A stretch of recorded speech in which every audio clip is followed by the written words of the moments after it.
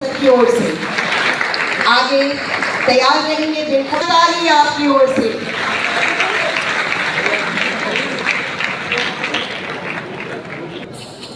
आज इस अभिनंदन समारोह के मंच पर उपस्थित और आयोजनकर्ता बिहार ओलंपिक एसोसिएशन के आदरणीय प्रेसिडेंट अजय कुमार जी, मंच पर उपस्थित कबड्डी एसोसिएशन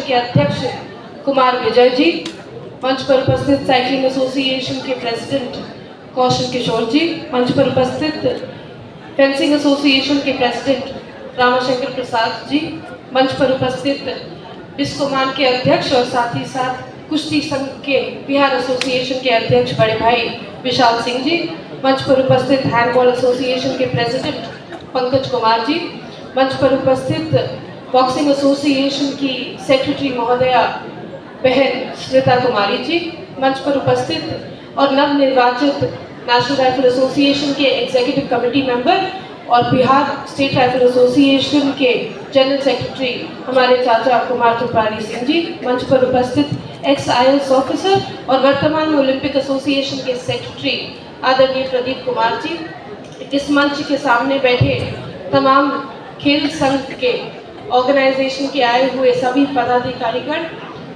मीडिया के भाई बंधु और हमारे प्यारे साथी जो खिलाड़ी भाई बहन के रूप में यहाँ बैठे हैं, आप सभी लोगों को इस बिहार की बेटी का श्रेयसी का सादर प्रणाम। साथियों, आज वाकई में ये मंच और ये माहौल हमारे दिल को प्रफुल्लित करता है ये देखकर कि एक खिलाड़ी से खेल मंत्री तक बनने का सफ़र जो आज हमने पूरा किया है, ये कहीं भी ये वो सफ़र नहीं है जो समाप्त हो रहा है या एक मुकाम है जो हमने हासिल किया है। मुझे लगता है कि ये जिंदगी की या मेरे खेल की कहानी की एक दूसरा चैप्टर है, एक दूसरा अध्याय है, जिसको आज से हम लोग लिखना शुरू करेंगे और इस अध्याय में जितनी भूमिका मेरी होगी उतनी ही भूमिका आपकी भी होगी। साथियों, वर्ष 2008 में निशानेबाजी की खेल हमने शुरू किया। हम जब बचपन में स्कूल जाते थे तो क्लासरूम में जितना मन पढ़ाई लिखाई में लगता था, उससे कई ज़्यादा मन हमारा खेल के मैदान की ओर लगता था। तो हमेशा क्लास में पढ़ाई डेस्क पर रखी कॉपी को देखकर करना होता है। हम खिड़की से बाहर खेल मैदान को देखते रहते थे, तो बहुत डांट भी पड़ती थी अपने स्कूल के टीचरों से। लेकिन 10वीं की परीक्षा खत्म करके हम अपने पिताजी के पास गए और 2004 में राज्यवर्धन सिंह राठौर ने रजत पदक जीता था, जो पहली बार किसी भारतीय ने इंडिविजुअल स्पोर्ट में ओलंपिक गेम्स में सिल्वर मेडल जीतने का काम किया था। तो उनकी तरफ जो आदर सम्मान, लोगों के प्रति जो भावना देखकर हम बड़े आकर्षित हुए।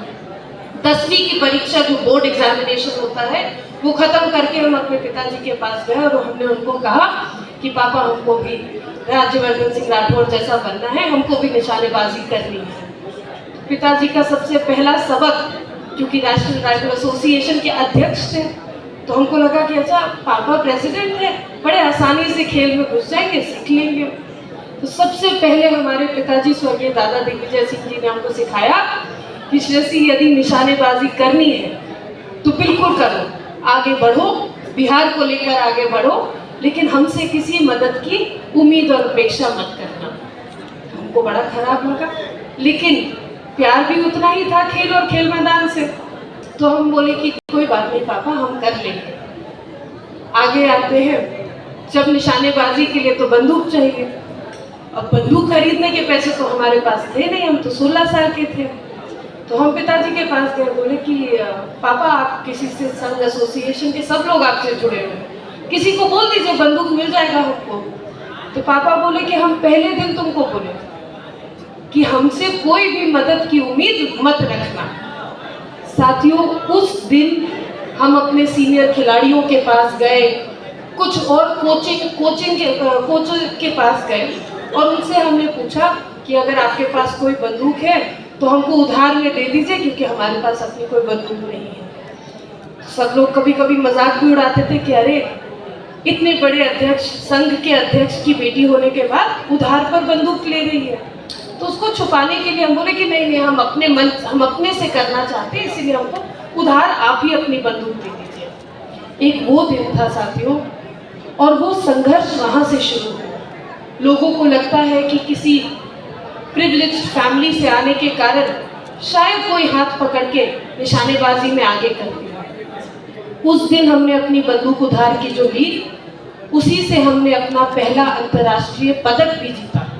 और अफसोसजनक बात यह थी कि 2008 में जो कहानी शुरू हुई, वो 2011 में जब हमने अपने स्पॉन्सरशिप के माध्यम से इतने पैसे इकट्ठा कर लिए थे कि हम अपनी बंदूक खरीद पाए, हमारे पिताजी वो दिन देखने के लिए जिंदा नहीं रहे।